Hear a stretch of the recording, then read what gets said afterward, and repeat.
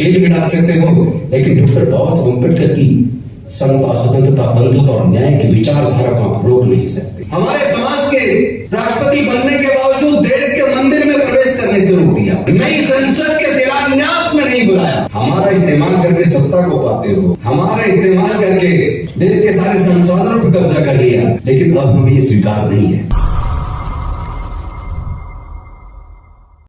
लेकिन आज हालात देश के सामने बेहद गंभीर है।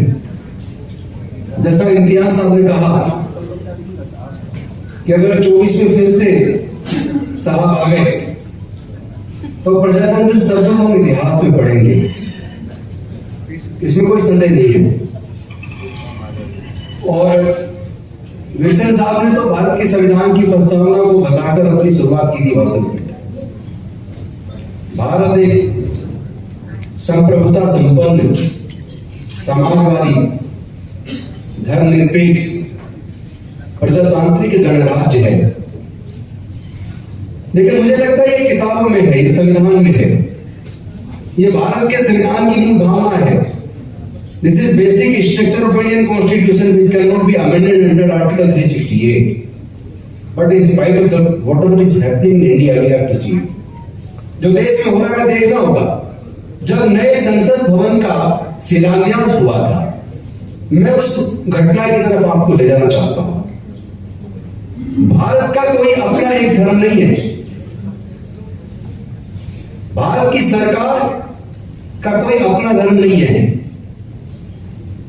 चाहे कोई राष्ट्रपति की कुर्सी पे हो, चाहे प्रधानमंत्री की हो, उसका व्यक्तिगत तौर पे अपना धर्म हो सकता है, नहीं होगा, है। वो अपने घर के कोई आयोजन करे, कोई कार्यक्रम करे, वो अपने धर्म के धर्मगुरु को बुला के संस्कार करे, हमें कोई एतराज नहीं है।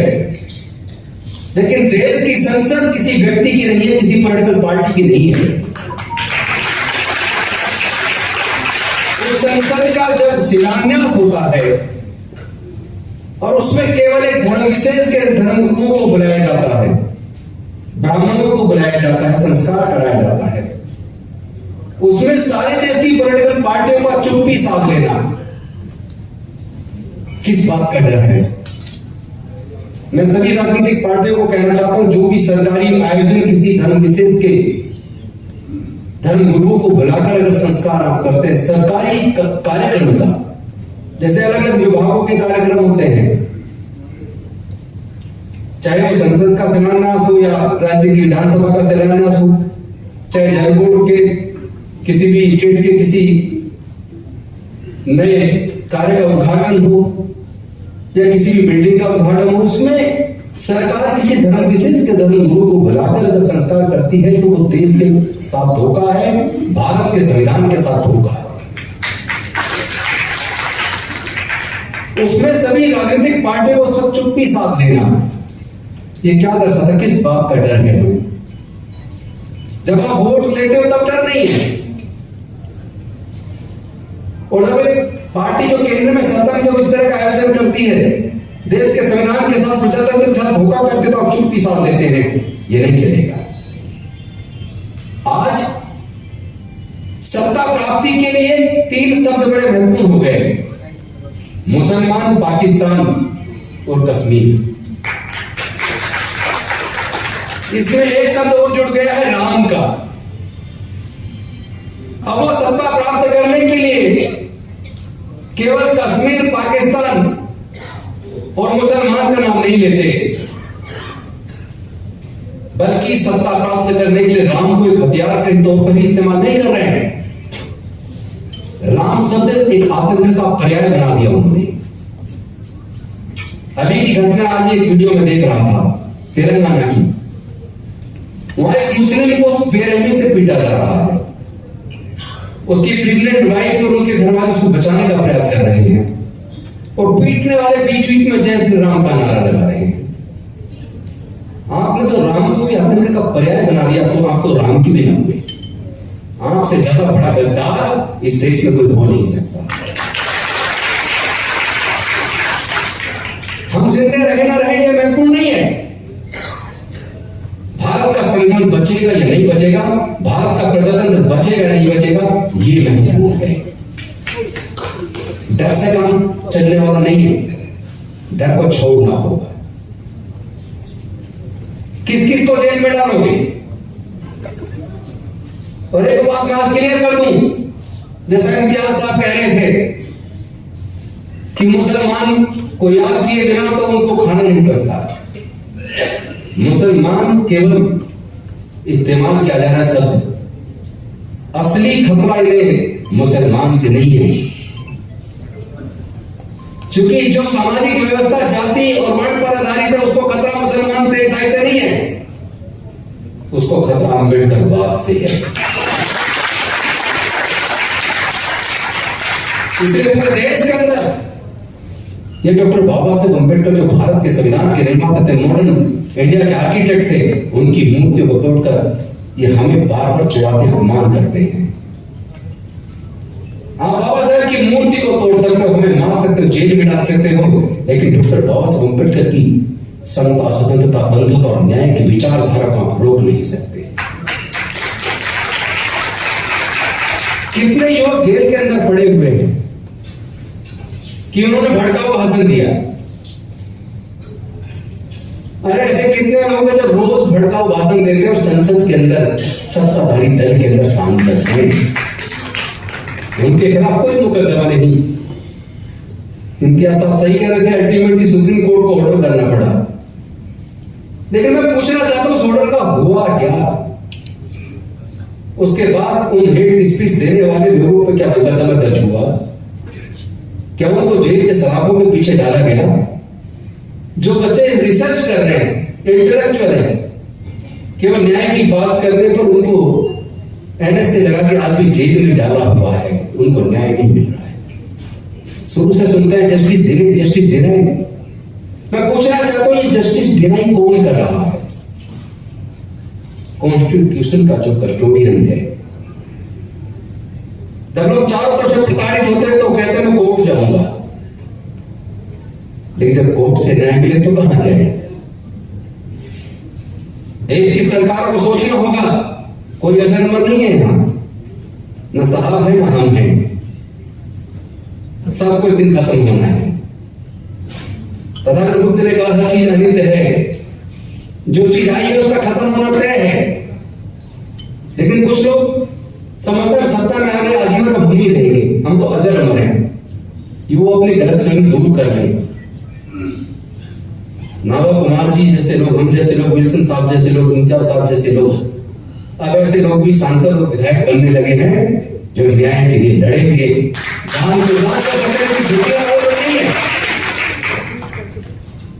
भारत का संविधान हमें इजाजत देता है किसी भी धर्म को माने, किसी भी आस्था को माने, लेकिन किसी दूसरे की आस्था को ठेस पहुंचाने का किसी को अधिकार नहीं है।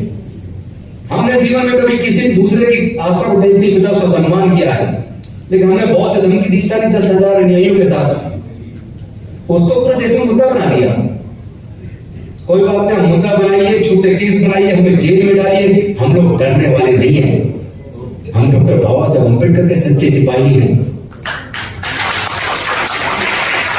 हम इस लड़ाई को लड़ेंगे और इस लड़ाई को जीतेंगे। ये देश किसी एक धर्म के मानने वाले लोगों का नहीं है, ये देश किसी एक जाति का नहीं है। भारत में हजारों जातियां हैं, समाज 4 वर्ण में बटा है, कई धर्म के लोग रहते हैं, विविधताएं हैं। हर 50 किलोमीटर पर यह भाषा और संस्कृति बदल जाती है। आजादी से पहले तो 562 रियासतों में भारत बटा था।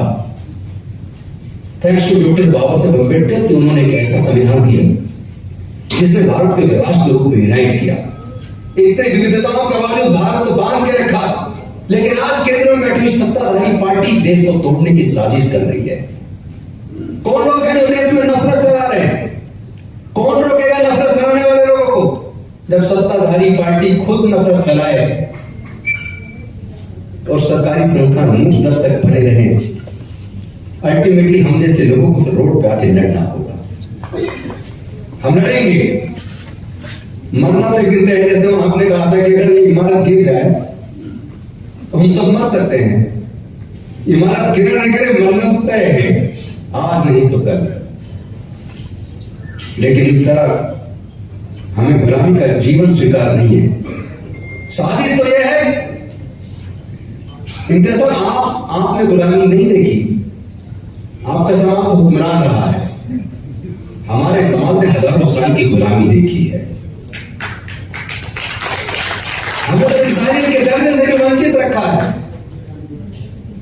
आज भी राष्ट्रपति बनने के बावजूद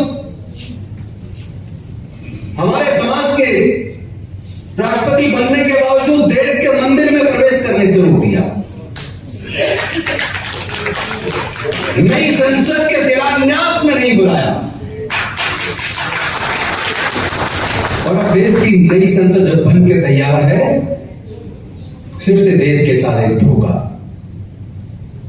एक तरफ तो आदिवासियों पर से महिला, लेकिन जिनके धर्मशास्त्रों में देश की अनुसूचित जाति, जनजाति और महिलाओं के लिए कोई इज्जत ना हो, वहां उनको वो शिलान्यास के लिए बुलाएंगे, ये तो मैं उम्मीद नहीं कर सकता। लेकिन उनको यह एहसास जरूर करा दूं कि आप देश को तोड़ना बंद करो, जाति धर्म के नाम पे बांटना बंद करो। आपकी सारी साजिशें 2024 तक हम उजागर कर देंगे और आपको कामयाब करेंगे।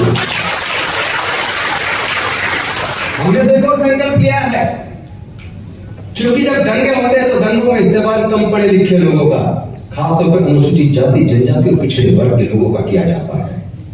जितने धार्मिक जुलूस निकलते हैं, उन जुलूसों में जो लोग तलवारें लहराते हैं, उसमें भी इस्तेमाल अनुसूचित जाति, जनजाति, पिछड़े वर्ग के लोगों का होता है। तो हमने संकल्प किया अपने लोगों को इस अंधविश्वास और पाखंडवाद से बाहर निकालेंगे। अपने लोगों को अब हम इस्तेमाल होने से रोकेंगे, क्योंकि जब दंगे होते हैं तो दंगे में इंसान मरता है, गरीबी मरता है।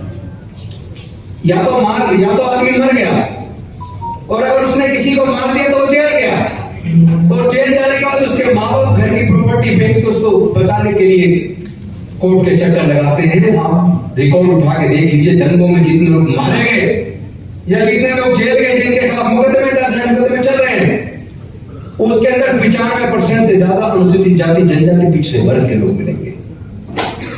हमारा इस्तेमाल करके सत्ता को पाते हो, हमारा इस्तेमाल करके देश के सारे संसाधनों पर कब्जा कर लिया, लेकिन अब हमें ये स्वीकार नहीं है। सवाल मानवता का है, सवाल देश को, देश के संविधान को बचाने का है, संविधान इंसानियत को बचाने का है। जाति धर्म जब नहीं थी तब भी इंसान था। जाति धर्म तो, जातियां तो चलाक इंसानों ने बनाई है, और धर्म की अलग अलग समय पर अलग अलग तरीके से मानवता के कल्याण के लिए उत्पत्ति हुई, लेकिन उसका इस्तेमाल मानवता को खत्म करने के लिए किया जा रहा है, जिसे रोकने का समय आ गया है।